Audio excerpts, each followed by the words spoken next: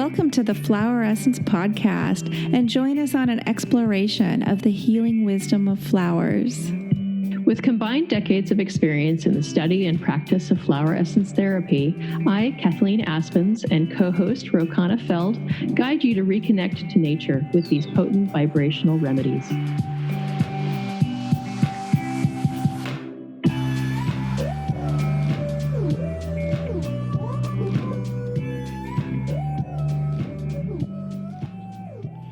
Hey, everybody. Welcome to the Flower Essence Podcast. This is Rokana Feld, and I'm here with Kathleen Aspens. And today we want to talk about grounding and boundaries. These two subjects go well together. Some people may not know what grounding and boundaries mean the way we talk about it from an energetic perspective. Kathleen, what can you say about the definition of grounding? Yeah, I think that it'll be a fun conversation for us both to have, because I certainly have my opinions and the way that I perceive it, and I'm really interested to hear yours as well, because I think that there's probably a lot of overlap, but there might also be some different perspectives on it. I think grounding is something that is really crucial and also something that is really lacking in modern life. We tend to live sort of artificial sorts of lives and not really be in touch with literally the ground. You know, we don't actually touch the ground much, but we also tend not to be really connected to seasons and the different shifts that go on. We tend to be sort of the opinion that we've sort of separated ourselves from natural cycles, whether it's cycles of planets and of the moon, to cycles of the seasons, to just literally what the temperatures are, because we're in insulated and temperature controlled environments most of the time.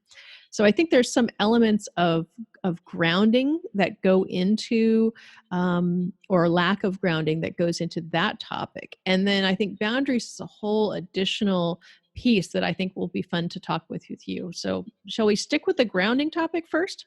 Yeah, I think that's a good place to start. I like what you say about it. It is a word that's thrown around a lot, especially in the New Age community. So I like to just get grounded in what grounding means, to just get everybody on the same page.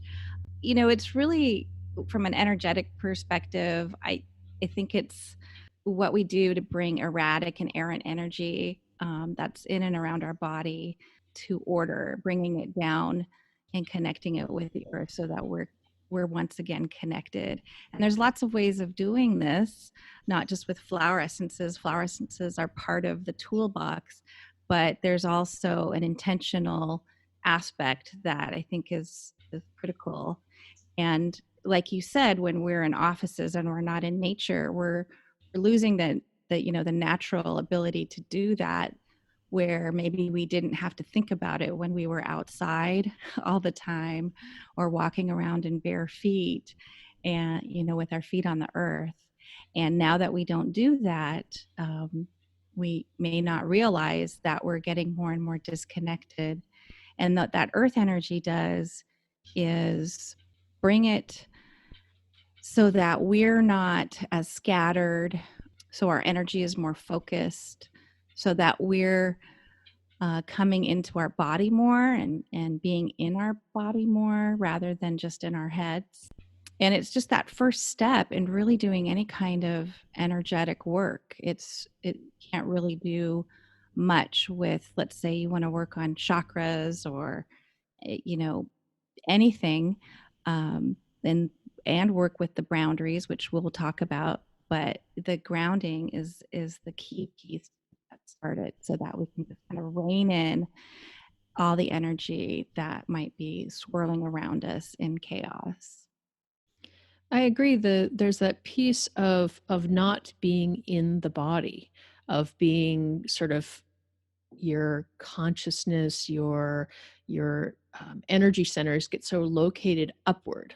I think that's part of the education process, that little kids are popped into little desks and chairs and kind of don't get a lot of physical activity and are encouraged to be in a mental state into a thinking state as very early on. And so they kind of tend to start resonating sort of with the brain more than with the rest of themselves, and things don't get very integrated. I think that's probably one of the first places that this lack of grounding starts to happen, because we're rewarded for spending all the time sort of up energy up in the head, and not really in the body. And I think there's a piece of disconnect that begins right about there. And I think that that's a worthwhile thing to start bringing back, an awareness and a consciousness that's connected to the body. I think that there's a real strong piece of when you're when you're so upwardly focused, you don't tend to feel very secure. And I think that an awful lot of people feel anxious all the time. And a lot of that's just because they're not very grounded. And by working with grounding processes, it can help to relieve a lot of that anxiety. And you start to feel a little more aware of your environment and of where your body is in space and your connection to the ground. And it feels a lot more secure. That's, it's something that I have to work on a lot all the time personally, because I'm one that tends to go out of my body or not be connected in my body, or be a lot in my head. And so that's just, it's a way that I am, that I know that I need to always make extra effort to remember to ground myself. And there's all sorts of techniques for doing that that go along with the flower essence use. And some of it is just as simple as feeling your feet on the ground. Like right now I'm just rubbing my feet into the ground as we're talking, so I stay grounded. And there's lots of guided meditations for imagining grounding cords that come from your first chakra and go into the center of the earth, and breathing in that energy of the earth. There's just being in nature. There's things like eating root vegetables and adding more minerals to your diet, working with stones and crystals, things like that. So there's a whole array of tools for those of us, for all of us, but particularly those of us that need extra help in the grounding department.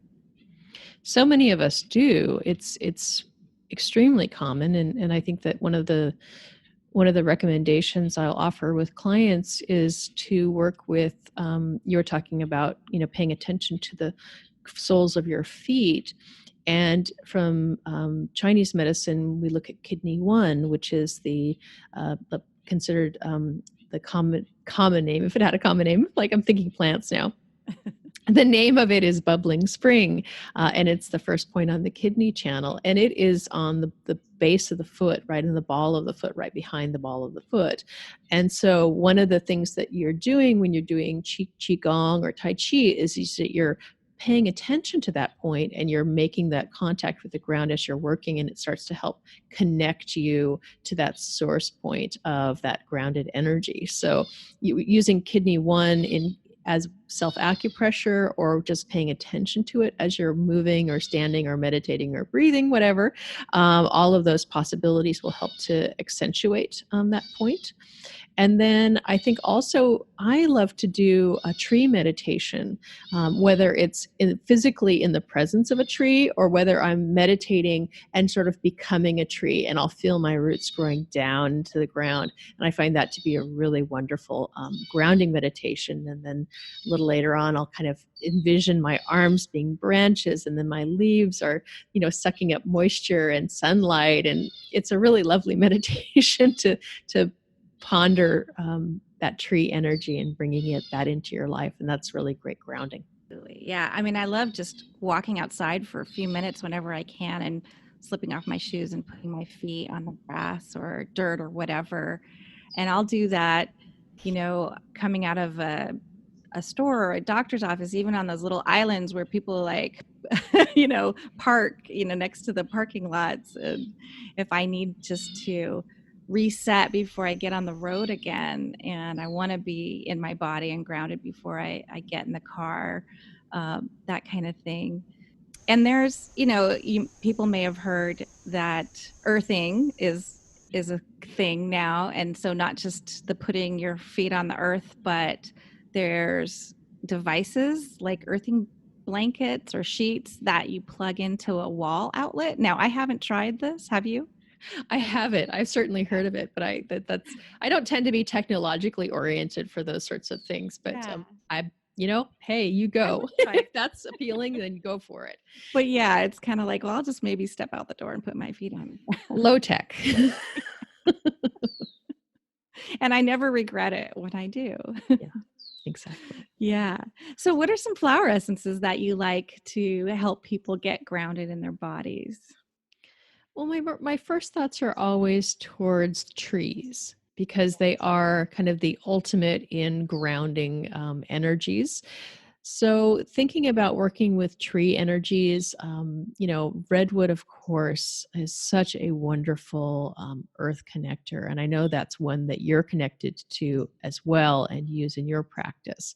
But redwood just has that ability to ground and to spread that energetic out, but it really connects you to your backbone, to your spine. And part of being grounded is not just that you've become this sort of heavy lump, but it's that you've got that elevation, that polarity where you have that strength to rise up, and you can kind of bring your energies all the way in integrity with the whole part of you. Is that how you see Yeah, redwood?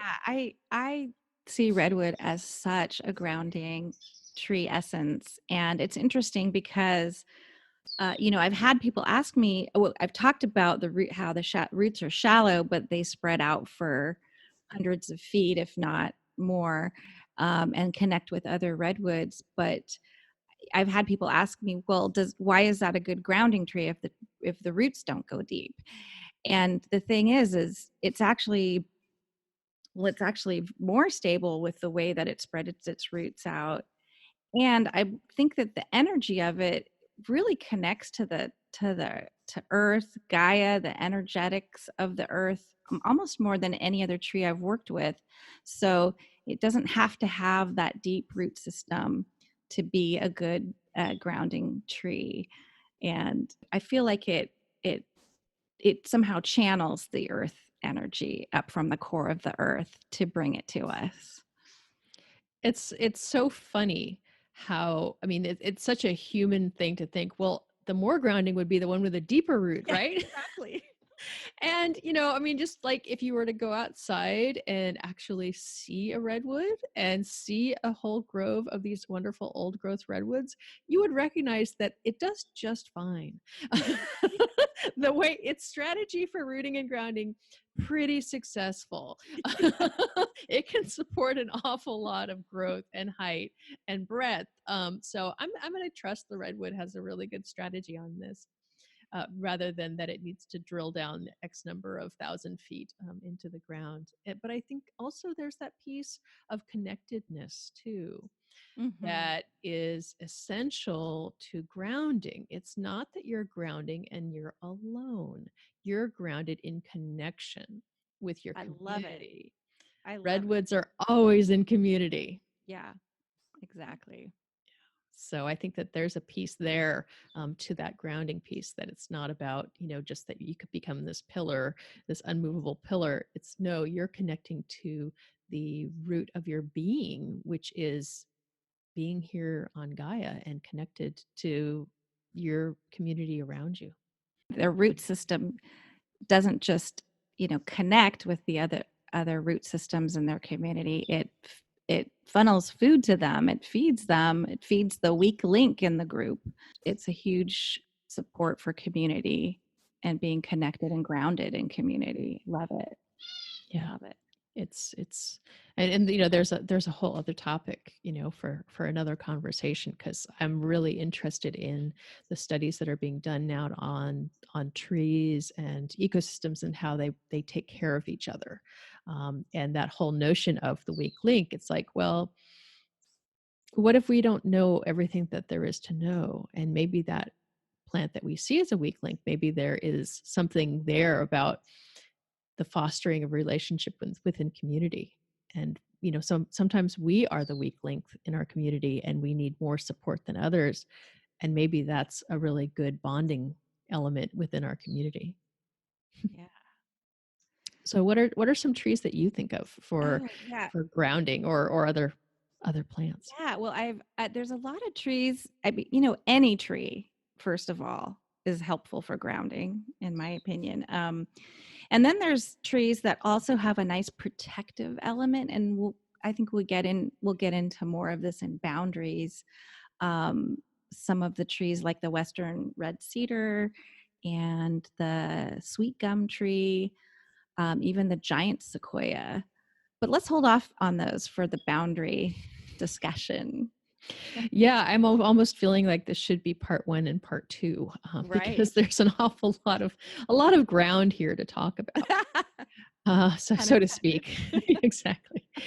I like the concept of bringing in maybe some of the gems right now, because Yeah. I think the grounding piece, I think gems are sort of naturally grounding, and working with the mineral kingdom has a lot of really wonderful aspects to add to that whole notion of grounding. So perhaps maybe you throw out a suggestion of something that you think of for a gem that helps ground. Green jasper is a good one for any blocked energy in the lower chakras that are keeping from grounding or inconsistent energy flow. And Um, you use the Alaskan essences. mhm, Yeah, mhm. Or that was my favorite one for grounding topic too. So oh, good, yeah. Yeah, as far as gem essences go, I love the Alaskan. Some I've made a few myself, but otherwise I turn to Alaskan essences. And the jaspers in general are all grounding. The green jasper um, really helps with that earth connection, don't you think? oh, absolutely. I agree, because I think that it's helping you to connect to your own earthy qualities. Your body is of the earth. If you do a chemical components, we're earth. We are nothing else but earth components. And so using the green jasper really helps you to sort of reconnect to your body's self, to your being, to your physical form. And I think that that's a really useful thing to reconnect with and think about with the green jasper. But any of the stones, even if you're just kind of looking at crystals and stones, any of them that are sort of darker colored or sort of earthy colors, I think that those are sort of naturally good grounding stones. Yeah, I like bloodstone, Mhm. um, black tourmaline, malachite, hematite. Yeah, I Those are mean, pretty much my go-tos it for kind of that. goes on from there. Yeah, Yeah. yeah. Yeah, I think that another piece that I like to look at for grounding is environmental essences or nature essences. And I think that Stone Circle is one of my Mhm. favorite grounding environmental essences, and that's from the Alaskan essences. And Stone Circle just really helps you feel so safe and in that field of connection, like we were talking about before, where you can really kind of get into your body and feel really grounded and protected in it. Is that one that you use? I haven't used that one very much. I haven't used a lot of the environmental essences from a lot, other than Chalice Well, which I just adore. Yeah.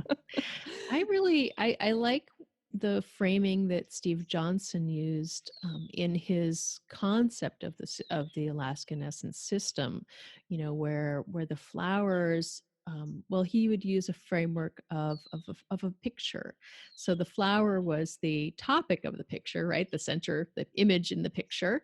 And then there was I think he would use the frame to be the gem that helps to stabilize that picture and sort of hold it together.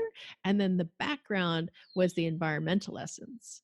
I Mm. think I got that right. But basically, if you think about this as being a three-part system where that environmental essence is creating this like field that within which the other essences will flow.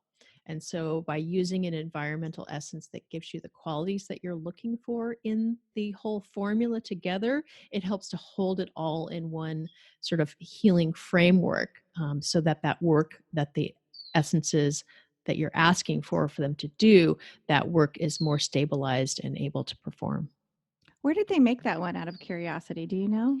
Oh, Stone Circle, I don't know the location precisely, but I know that it was in Alaska. Mm. And, I've seen pictures of the circle and it's a really amazing, it's a natural, it's almost like a natural, it's a stone circle. It's not a like Stonehenge, but it's like a That was the natural biggest question Stonehenge. in my mind. Yeah. What I'm trying to get at here is that there's a whole setting of very large stones, and within that circle there's like this little altar stone, and there's Mhm. this, you can't even see, apparently you can't see this arrangement of stones until you're almost right in it.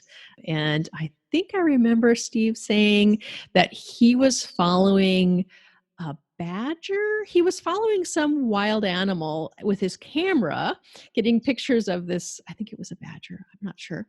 And he was following along, and he all of a sudden he kind of looked up and he found himself within this stone circle. And so it was the animal kingdom sort of showed him this thing, which ordinarily this place, which would be kind of invisible otherwise. Oh, that's amazing. So it was a completely natural phenomenon or one that had just been there. Yes. That is really cool. Yeah, absolutely. Yeah. And I think that, another piece that you can think about, one of the other essences that I use a lot for grounding is banyan tree from Jane Bell's Hawaiian series. And if you think about that image of the banyan tree, and we're completely shifting ecosystems here, Yeah. from Alaska to Hawaii, but if you think about that image of a banyan tree where it forms these buttressing roots, these very strong buttressing roots, and then on each branch as it sends out aerial rootlets, and they'll drip down out of the branches, and when they hit the ground they'll form more pillars, and so this tree becomes this sort of architectural growth over time as it supports itself as it grows. So it's got this signature of being incredibly grounded, but also having that quality of expansion. It's so stable, and it really helps. The essence really helps you to get, grounded when you're sort of reaching out and stretching yourself. And then you can drop that little rootlet and sort of feel stabilized as you grow and expand. I, of course, really like the Yarrow Environmental Solution by FES. And what's neat about that, aside from all the yarrows in it, is that they put salt in it. And salt is so grounding, an earth mineral, a mineral of the earth. And so it makes it a unique formula that I feel is pretty effective. Yeah, I completely agree. That's one that's really, I think it's kind of underused. I don't think it's quite Yeah. gets enough attention, but I think that you're right that that's a wonderful grounder. But it also helps that second piece of grounding, which is what's keeping you from being grounded. So helping you kind of throw off stuff. It was created in response to the I was about to say Chernobyl. Fukushima, but it's Chernobyl earlier, the Chernobyl disaster. And so it helps to kind of environmental toxins, environmental radiation. It helps to sort of keep that out of your field. So I think that that's a really useful essence to be thinking about as well. Yeah, I love that one. Yeah. So speaking of yarrows, let's talk about the yarrows. Let's. Although that gets more into the boundaries and protection. It does. Now, I have strong opinions about boundaries. And I think for me, now I'm sort of segueing a little bit from the whole concept of groundedness and maybe why you're not grounded.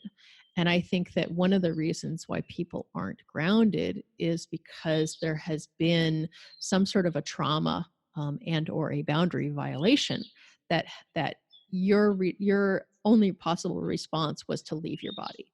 That when whether on whatever degree, whether it was extreme or whether it was sort of a micro trauma, you needed to leave in order to be safe. And so I think a lot of times people kind of grow up sort of constantly partially leaving their body and never quite get in, and it'll end up with a situation where you're not very grounded, and you also can't create healthy and good boundaries. So I think that the boundary issue can be a piece of this grounding issue, and then it can also be a piece of itself if you never learned how to set a boundary. Yeah, there's absolutely a lot of challenges with setting and maintaining boundaries in our society. I think maybe more so today, partly due to what we talked about with the nervous system overstimulation in the 24/7 lifestyles we lead. We don't really have the privacy or the alone time that maybe we used to have generations ago. We're always on, we're always connected. And, part of that is learning to create boundaries around that. If we're laying in bed ready to go to sleep and we're checking our email and our boss emailed us, or somebody needs something, all of a sudden we're responding to that. Even if we don't respond to the email, where our bodies and our emotions and our system is responding to that, and we just basically didn't have a boundary there in place to protect us from that. So that's just one aspect. Of course, then there's the psychic boundaries, emotional boundaries, physical boundaries. It's all these layers of our etheric body that may have holes, or maybe we're sensitive people and we want to help people all the time and we're letting people drain our energy without realizing it. There's so many ways that can go, and so boundary work, of course, is another one that I have to work a lot on as a sensitive, empathic type of person. How about you? Oh, yeah. Um, you know, I was raised in a fundamentalist cult, and children were not allowed to say no. And obedience was enforced with physical punishment. So from the time I was an infant, I was never allowed to set a boundary, and that was enforced with fear and violence. So learning how to set a boundary is something children naturally start to do with, the terrible twos, right? Little kid does nothing but say no all the time. And that's totally healthy and normal. And that child is starting to learn to negotiate their world and to be able to start setting boundaries. Obviously, they need parental guidance, and you develop that. But in my experience, that was shut down really hard and never allowed to develop. So imagine, as I grow up, I'm all about making everybody else fine, and it all comes out of my expense, Mhm. and learning to set a boundary has been a real practice for me of developing the ability to recognize when somebody has crossed a boundary. My ability to express a preference even has been something to sort of rebuild over time. So that's kind of been a big process for me personally, and I can see it in a lot of the culture as well, especially in women. Women are really expected to be nice all the time, to be accommodating and to please, and we want to be liked. And a lot of times when women sort of stand up for themselves, the culture as a whole and even other women will stomp down on them and shame them, like she's being bitchy.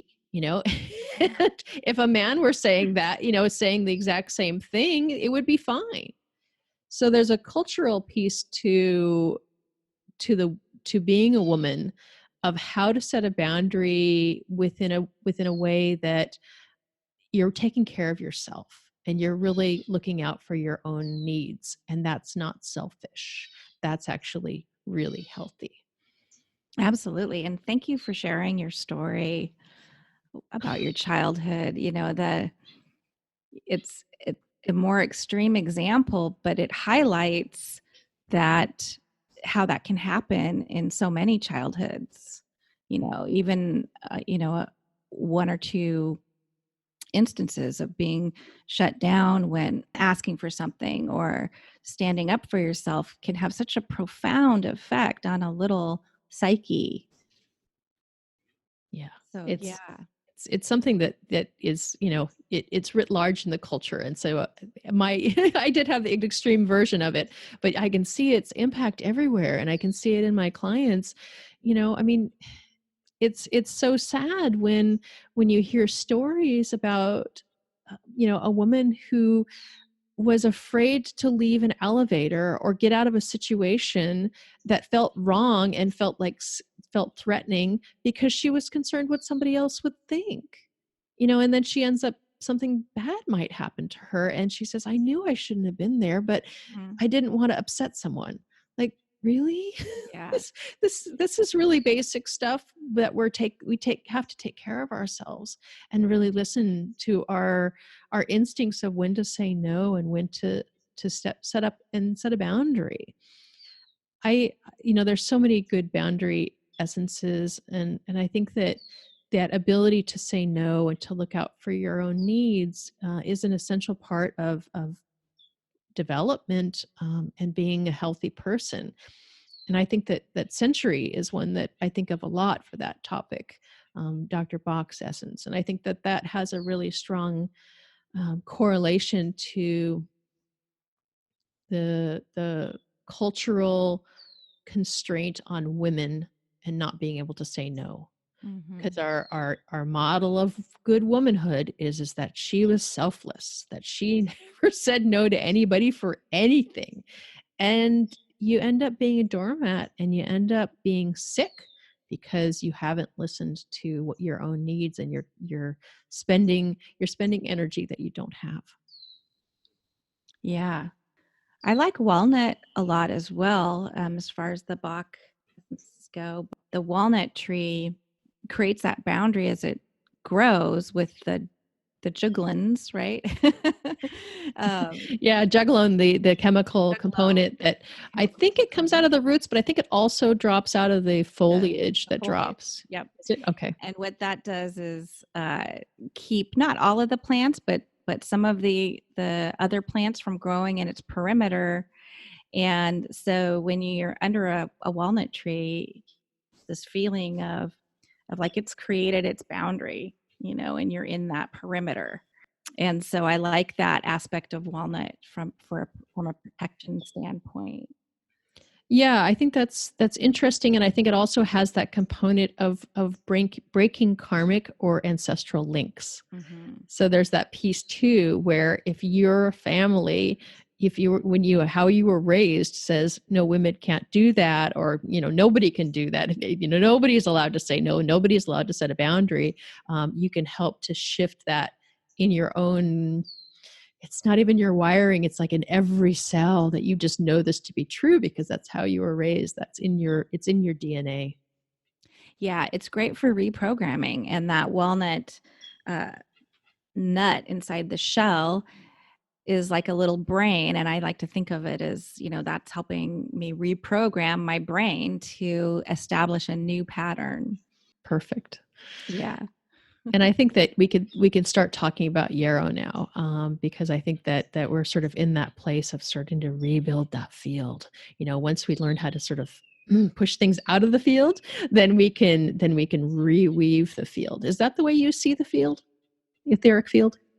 Yeah. Yeah. You definitely don't want to repair it or seal it until you've kind of gotten out of it what you don't want to be there, to put it. Right.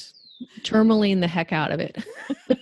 Black tourmaline is great for getting Yeah. the stuff out of your field, getting rid of Yeah. toxins or whatever form of toxin. It's not good Yeah. for you, to help move out of your field, and then starting to reweave it with the yarrow. Now, Yeah. there's so many different yarrows available, different colors and different species. How do you like to differentiate? Well, for the white yarrow, I see it and it's great. It just started blooming in my yard this week. So I just love that. I have a few of the different colors. I have island pink yarrow, which is a California native, and I have a red yarrow, which hasn't bloomed yet, and the traditional white yarrow, which is also used in herbalism. And the white yarrow, I have this image of it. It's like being protected by bubble wrap. when I attune with that plant, that is sort of the imagery that I get.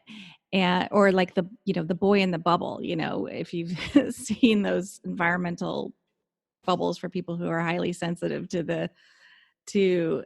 the environment, that bubble is like the physical representation of what I see Yarrow doing as far as surrounding us with this sort of intelligent barrier.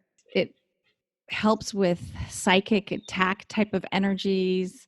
Just I feel like the energy kind of, if it tries to come in, unwanted energy, it just bounces back off of that barrier.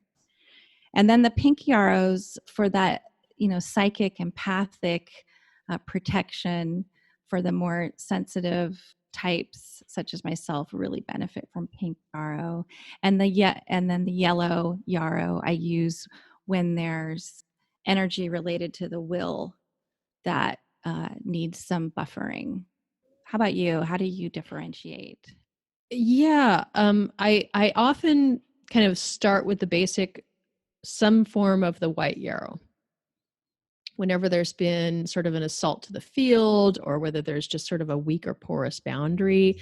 And also, like, don't forget, after surgeries or loss of consciousness of any kind, it's really useful to start rebuilding that field. So I'd throw that in there. So I use the white yarrows, and I'll, depending on the circumstance and the client situation, whether I'd be using the FES version of the white yarrow, or whether I'd be using, say, the Alaskan version of the white yarrow. Now, yarrow grows, you know, everywhere. There's yarrows all over the planet, I think, at least northern hemisphere, let's say. And so I might be thinking of the Alaskan yarrow if I'm looking for sort of like the more extreme version, because anything growing in Alaska has that intensity of energy, that just because the environment there is so intense. And the FES, the Californian version of yarrow, I think of it, it's a little more universal. It's a little more like when a situation's been going on for a little longer, or it's not quite as extreme of a situation. And then the different colorations of yarrow, pink yarrow has been a godsend. Anyone who is sensitive, like you were saying, you know, especially, you know, with my circumstances, I'm very empathic, because I always had my sensors out growing up. Like, what is really going on? Not what people are saying is going on. What is really going on? And we learn when we grow up in these kind of weird environments. Children learn to really have their sensors out and their feelers out at all times.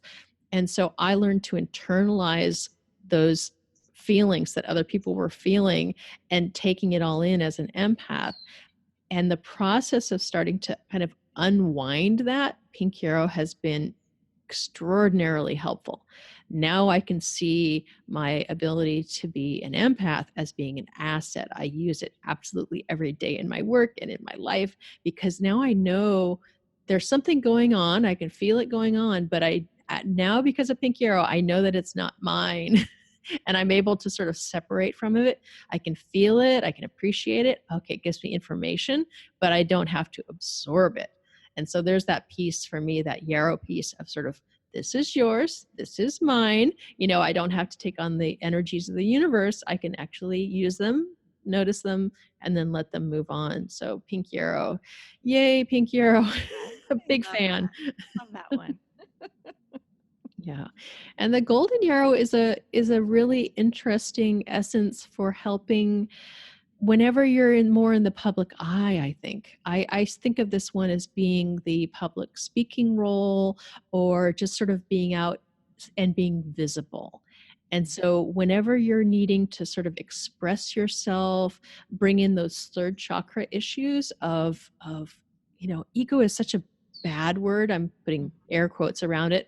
I don't think the ego is a bad thing, because it's really essential to being and doing on this plane. But a healthy ego will allow you to sort of be expressive and share and connect without being unhealthy ego, without being out of control. And I think that the pink yarrow kind of helps to mediate that. And it's also really helpful for whenever someone might be projecting onto you. So Mhm. you can be out in the public view, but not feel vulnerable to having somebody else, you know, throwing something on top of you that's not yours, or kind of projecting weird things, or all sorts of possible things that can happen when you're in the public view. Yeah, I definitely agree, and I would use the golden yarrow with also anyone trying to be in a management or leadership position, especially, and again, women.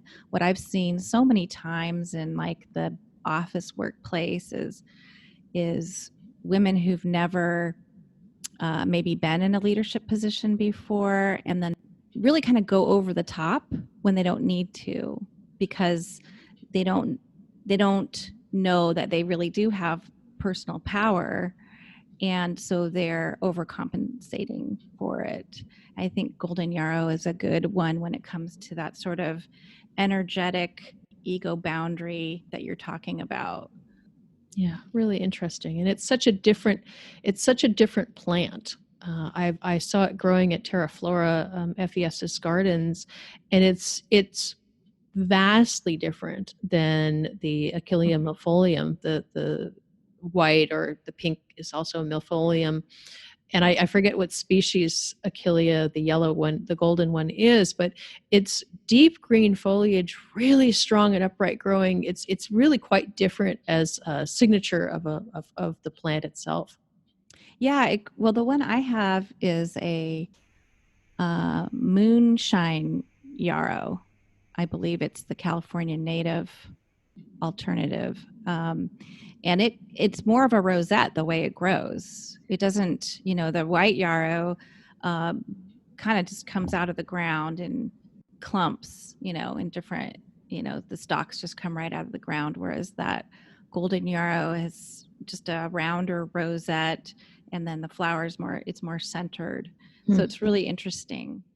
Well, that is interesting, because that sounds very different. It's must be a very different species than the one that the FES has created and developed under the golden yarrow.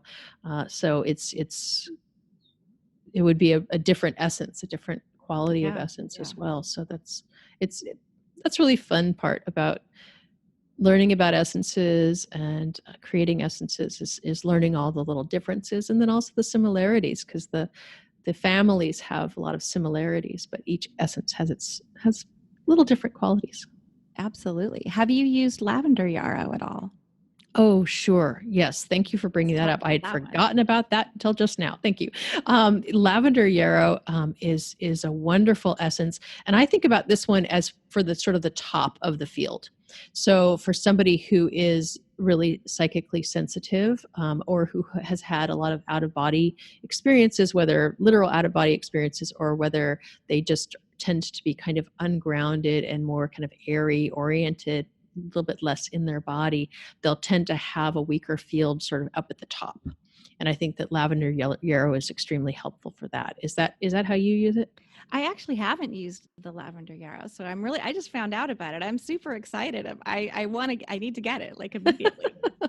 Yeah, I don't know. I'd have to do the research to see what Alaskan Essences talk about as far as like what species they used to create the lavender yarrow, but it's really useful for someone who, and even thinking about it for like people who have disturbing dreams, because I think that there's a piece there about when your spirit is sort of detaching from your body in sleep, and you kind of don't have that protected connection, and I think that the lavender yarrow is helpful in that particular aspect. That's great. I'm taking notes on this one.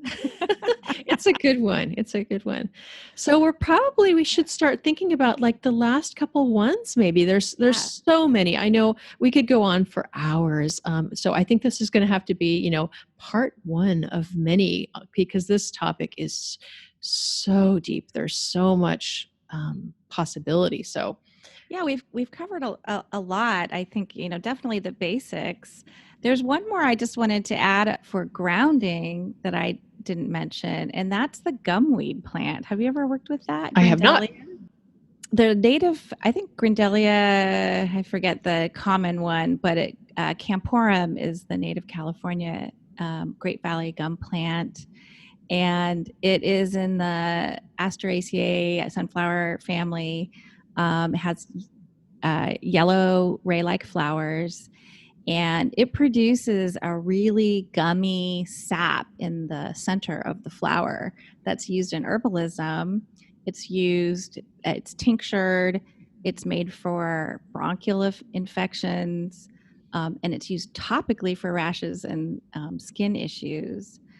But that plant is one of the most grounding experiences I've had doing a plant entombment with all of the plants I've worked with amazingly. And it's just got that feeling with that, maybe that stickiness of just bringing you right down into like connecting with the earth and merging with the earth. And it's a really lovely one to just sort of get back into the body.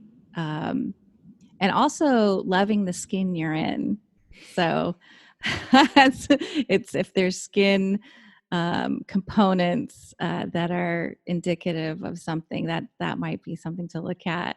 But slowing down and listening to your feelings and not just words, and accessing the wisdom that's stored in the earth are ways that I use Kundalia for grounding.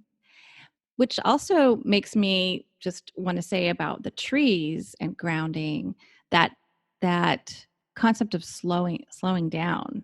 Um, and I think that's one of the reasons why all trees are helpful in grounding, but especially the long-lived trees. So again, with the sequoias and the redwoods, these trees that live thousands of years. I mean, can you just like stop to imagine how much these trees have seen, had have lived that long, on the planet, how much they've seen, like the little humans running around, and then they get cars and And they're so impressed with themselves, how fast they can move. And it's just funny because when I'm driving and I'm, highways, suburbs, wherever it is, and I see all of the trees planted along the sides of the roads, and I just think about, how many people they've seen flying by. But when you stop driving and you take a walk and you slow down and you actually can communicate with that tree or just sit under it or get a sense of it, that you can, I think that energy of the tree helps to do that. I mean, it really literally helps us to slow down and then do all those things, get back in our body, connect with the earth, whatever. But the concept of forest bathing and letting the trees help us just to change our energy to where we are going at a bit of a different pace is just so overlooked. It's so important and so overlooked. And they're everywhere and they're doing it and they're helping us kind of all the time without us even realizing it. Yeah.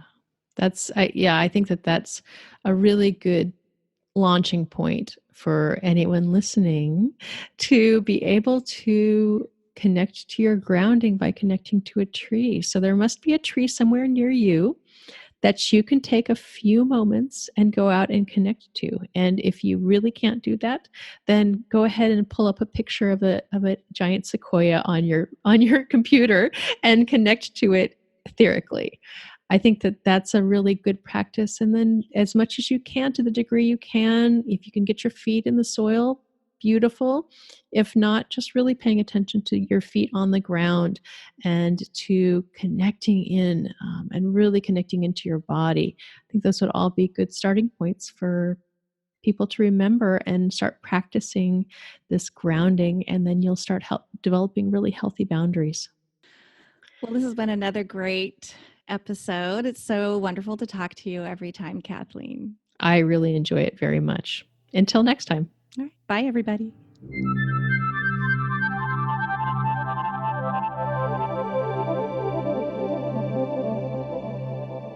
You've been listening to the Flower Essence Podcast with Urkana Feld and Kathleen Aspens, and we appreciate your interest in connecting with nature on a deeper level. You can find us online at thefloweressencepodcast.com or join us on Facebook and continue the discussion. This podcast is meant for educational and entertainment purposes only. We are not physicians and do not diagnose, prescribe, or treat medical conditions. Please consult with your own physician or healthcare practitioner regarding the suggestions and recommendations made by the hosts and guests of the Flower Essence Podcast.